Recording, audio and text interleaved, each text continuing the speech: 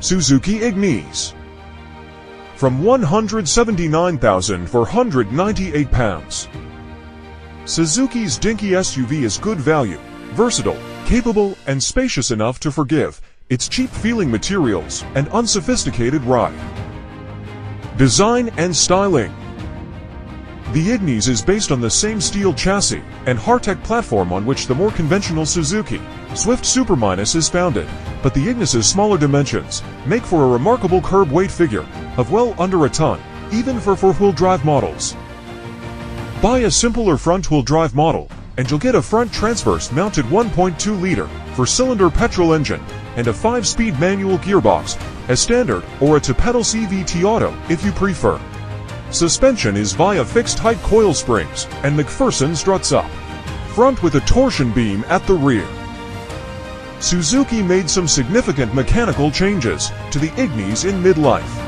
Ride and refinement were far from strong points, and to these ends Suzuki brought in new insulation materials to cut vibration and noise on the move, plus extra body reinforcements in the tailgate, roof, floor, and suspension mounts.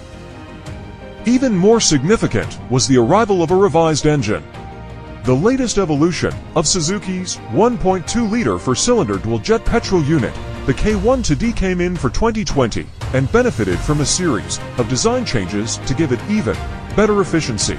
It remains available exclusively with 12-volt hybrid assistance, which itself received a bigger drive battery for 2020 up from 3 to 10. Interior. The Ignis seats for adults in surprising comfort. In the back, we're talking knees free from backrests and heads well clear of the ceiling here. The driver also gets a decent amount of adjustability behind the wheel, and behind you is an impressive 260-liter boot. 200 for liters if you get an L grip. The rear seatbacks adjust, too, and the seats themselves fold flat and slide back and forth in a 50/50 configuration. So clever and spacious is the Ignis, in fact, that its cheap-looking interior materials seem to matter much less. Suzuki has at least experimented with a convincing two-tone dash and tease an interior that generally feels built to last, although the metallic-colored plastic center console sides are quite flexible. Engines and performance.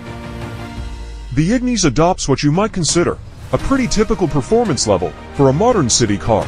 It isn't a fast car, and nor need it be. 0 to 62 miles per hour sprinting is claimed for something between 11 and 12 sec, depending on your chosen specification.